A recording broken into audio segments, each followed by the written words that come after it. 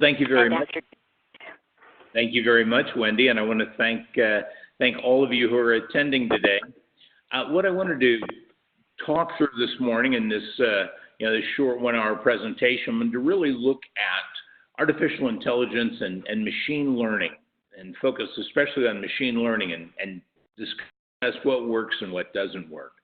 I think the first thing that I like to do when I think about using artificial intelligence or any piece of what is referred to as artificial intelligence is to put it into a topology, some way that I can understand what the edges are, what the Venn diagram is, what overlaps. So I'll give you one to look at today, and one that I've used quite extensively. Then I want to talk a little bit about the hype that's wrapped around artificial intelligence and machine learning.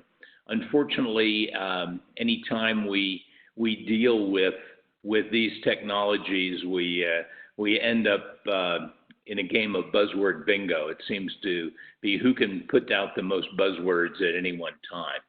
Look at the history, and the history is fairly important with artificial intelligence, with the idea of machine learning and getting machines to do our bidding. It's something that we've been trying to accomplish for thousands of years, not just in the last few years.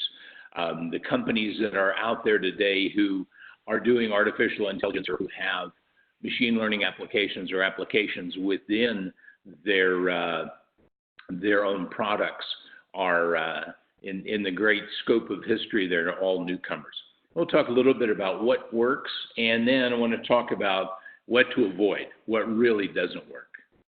So if we look at the history of this area, look at the topology first, and with the topology, we're going to look at this section right here in the kind of the upper left-hand middle of it, which says machine learning, but machine learning encompasses also deep learning is part of that. Artificial intelligence is wrapped around that, but then you've also got all these things like mathematics and statistics, probably a number of the courses that we didn't like that much in undergraduate or graduate school. Then we've got large databases, data mining. Big data analytics really has to encompass parts of machine learning, as does data mining. And all of these have to work together. You can't just do machine learning without understanding all these other disciplines. They're really the key to how we want to operate. It's all based on these different bits and pieces. Also, we need to understand down at the bottom, the high performance computing, machine learning, even though we've done an excellent job on the hardware side to really put together systems and hardware systems that will perform, you still can build the biggest and fastest system in the world, and any type of machine language or artificial intelligence will very quickly be able to bring it to its knees. So what are some of the AI applications? What are some of the maps? And again, you want to look at this from the point of view of where can I use artificial intelligence? As with developing any application or going out and choosing a tool or a new product, we really need to understand the requirements for it. And there are 3 basic areas where we want to apply machine learning.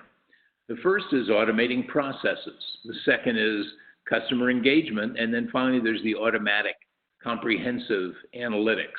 In the automation of processes, one of the areas that definitely will benefit from AI applications is in the logistics area. And then DART is the dynamic analysis and replanning tools. And then I would look at logistics also from the point of view of how do I manage my supply chain. So there are AI applications out there now that do a very good job of doing that management of my supply chain. Also do the mundane of filling in forms and identifying missing data within forms. We've probably got a lot of forms within our within our own companies and organizations where there's code behind those forms that kind of looks at, did you fill in the right thing? Are you using the right format? Are you putting in the right phone number? All these types of things. And that is also a very primitive, but it's artificial intelligence. So there's all of those automation of processes that we want to have in place, and also to the idea of natural language. We want to make sure we also do natural language translation. Think of using Siri. Think of using your Apple TV and asking to find a movie. Those are all natural language translations. Now, customer engagement. How do I engage my customers? Think of all the ways that you're either now are using within your company or on different applications online that you use that does recommendations. If you've ever bought anything or even looked at anything on Amazon, you'll find that you're going to get bombarded with references and offers for some of those same types of things, almost forever. It's hard to turn them off, even if you try and switch your browsers. You're still going to get things from Amazon. Google's going to set things up for you. So this is all part and parcel of the applications that are there. Conversational agents, again, more natural language processing. How do I handle, when my customer calls up and asks to talk to someone and they get the recorded messages that walk through, the answers that they have to provide. And then finally, looking at automatically comprehending analytics. The only way you can really do the other processes is you have to have your background data. You have to have an understanding of where those are. So these three major areas are really where your AI application maps come in place. So before you start doing AI and machine learning, go back and look at your topology, see what other things you need to know along with not just machine learning, but then decide which one of these three high-level processes, these high-level applications are you going to use. Well, along with that, with the applications, we have a series of misconceptions. And there's some pretty glaring misconceptions that many of us have, where we first confuse the idea of high performance with the ability to really have confidence in the system.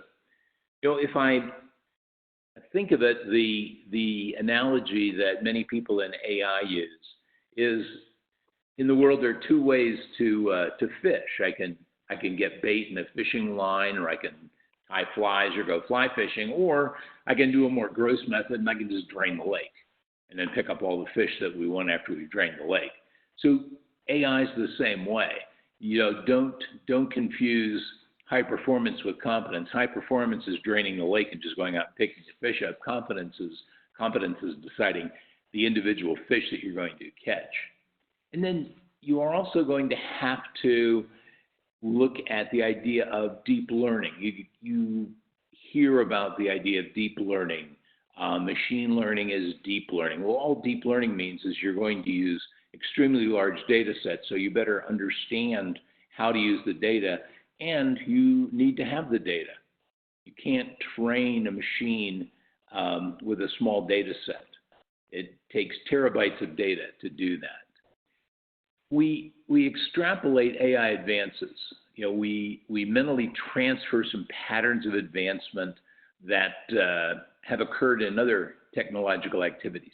That's part of where we expect exponential growth. We've lived with Moore's law, and Moore's law is coming to an end where we're equating cost to processing power. But now with artificial intelligence, we really need to look more at the Weber-Fechner law. And that's one that, unless you've done some deep diving into AI and understood how to put AI together, what that law says, and it's from the 19th century. Hi there, hope you enjoyed that last clip. My name is Michael Maludis, and if you'd like to watch the full 60 minutes of that last webcast, while also getting complete unlimited access to our entire library of IT learning, simply visit our subscribe page at greatpro.org/subscribe. Unlimited annual access is $199 per year, but if you use the coupon code LEARN2EARN, you can drop that membership fee to just $149. That's less than $13 per month for unlimited access to over 1,000 hours of on-demand career development, covering the entire spectrum of IT management best practices, including business analysis and requirements, software development, quality and testing, risk management, process improvement, project management, and even digital transformation. But your membership doesn't just give you unlimited access to our vast learning library.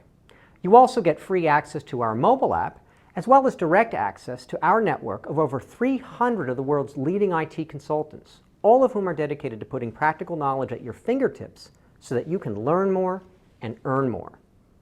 I hope you will join me in becoming a member of the Great IT Professional and advancing your career with us. And if you're on YouTube, don't forget to hit that subscribe button above so that you get notified whenever we publish new free webcasts each week of the year. Thank you for your time and best wishes for your continued success.